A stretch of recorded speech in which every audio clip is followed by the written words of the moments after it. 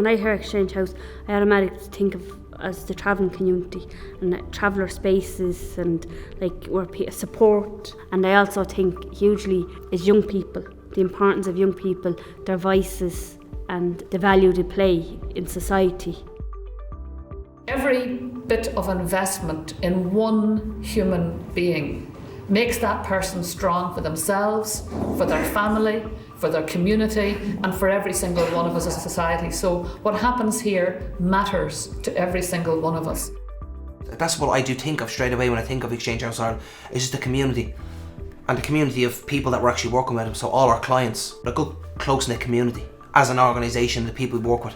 It's great that it's 40 years now. For 37 years of my life there's been an involvement within Exchange House Ireland. Well, I suppose history is always important, and being able to kind of look back and learn from where the organisation has come, but also being able to change with the times and being ambitious with how we can promote our services. It would be great that every traveller in Ireland, when they hear Exchange House Ireland, that they know we can meet their needs. We're looking back and seeing what can we do differently, what can we do better. So we're always looking forward into the future to see how we can improve as a service, how we can grow, how we can expand. Kind of also looking at what the travel community is and where it is today and where I'd like to see itself as a community going forward, and to be able to be part of that movement, taking our own experiences with us. The original Exchange House Ireland was set up to help young male travellers get off the streets of Dublin. It was a great initiative because there was an open door policy and travellers could come in from all areas and get help and support, maybe with reading and writing or to fill in forms, or if they needed to be connected with services. When they'd moved from Exchange Street, it went up to James Street and then it went to Mead Street. It was like an unofficial counselling service for everybody as well, because if they had a problem, they just come in and kind of like had that conversation with people, and you could see a lot leaving feeling a lot better than they did coming in the door. For me, it's fundamental that we are a place of welcome, that a person can come in here. They don't have to explain who they are, they don't have to be conscious, they just come in and they are who they are, and they have either a problem that we can help them with or a service they need to access, and also what people have to offer us. It's not just us emptying out to them, it's a two-way conversation. Exchange House was always a learning organisation. For everyone that came in brought something, no matter how long they stayed. It's fantastic to work with the clients, the service users, you know. It's them that makes Exchange House what it is. We're there at that specific point when that person needs that support.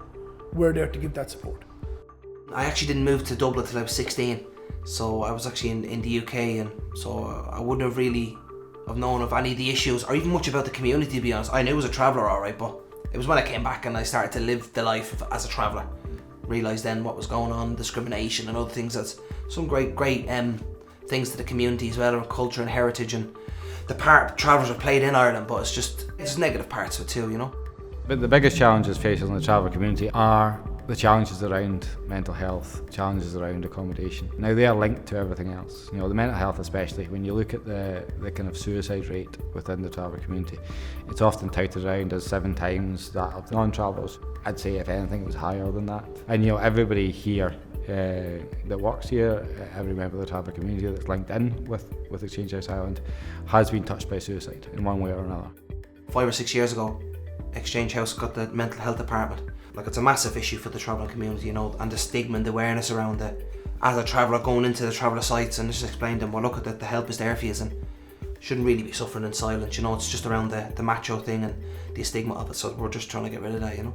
Exchange House Ireland, National Traveller Mental Health Service. We deliver direct mental health support to the traveller community, and we also deliver suicide prevention and mental health promotion. So we work in a direct manner, whether that be one-to-one counselling, peer support, group work interventions, and also in community development capacity as well. The good thing about Exchange House is you can express your vision. It's a collective. You know, everyone works together, and I think we've grown in the amount of services like that we're providing at the minute. So we have an education service which provides CE and LTI. We have the youth service, we have the after school service, you have the family support service which has addiction services, and now we have the National Mental Health Service. You know, and that's not including, say, services where we would be out through the country as well. You know, and the supports we give to other organisations. If you look at ethnic minorities around the world, pretty much all of them would have poorer outcomes than non-Maori or non-Aboriginal or non-Native American or non-travellers. So in terms of Exchange House, it's an organisation that work with the travelling community. It's an organisation of travellers and non-travellers working together, trying to work alongside people and empower them and try to help them achieve their potential.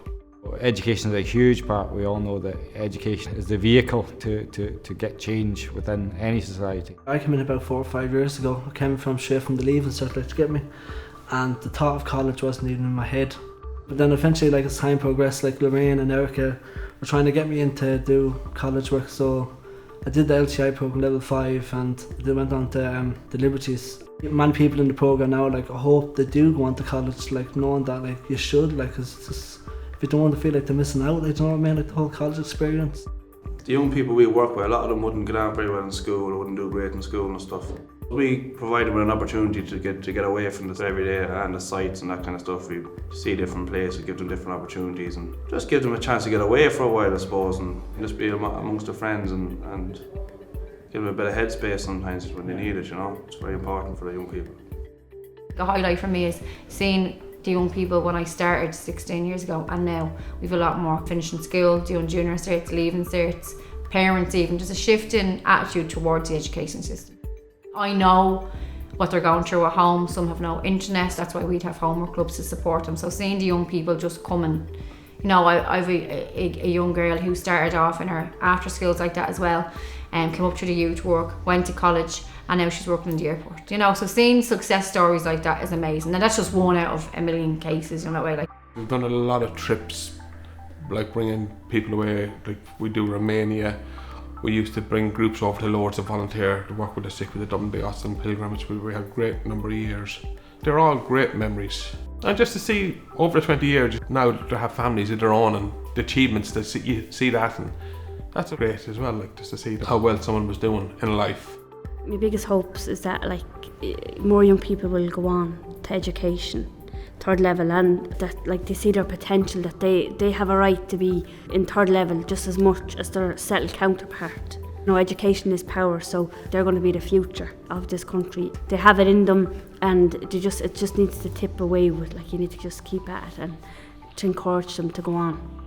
If I didn't come on here, I wouldn't be where I am today. I would be still like hiding the fact of my sexuality. Like I would be probably on the door. Like, in one way, you'd hope that there wouldn't be a need for Exchange House Ireland, because there wouldn't be a need for travellers to have, I suppose, a specific organisation that just works with them. But unfortunately, given the reality of where we are in the circumstances, that is necessary. But hopefully in the future, if there wasn't a need for Exchange House, I think that would be a really good thing. A person can have issues, they can be homeless, you know, that is not the person, that is not them, that is something that's happened to them, and that does not define them, you know, and that's not like who they are, that's just where they happen to be at this moment in time.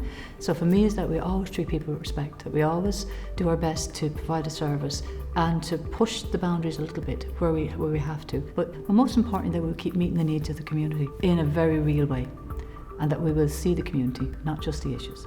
I first heard about Exchange House, a friend of mine, and she gave me a phone number, and I rang Exchange House, and a lady by the name of Joanne came out to me and interviewed me in the house. I was really at rock bottom with my drug problem, cocaine, heroin. The kids would knock at the bedroom door, and they knew what I was doing, you know. I'd be out just in a few minutes and all this, but it's all changed now. I can leave my front door open now, and the kids can come in and out, and they can bring their friends in. At a time they couldn't do all that.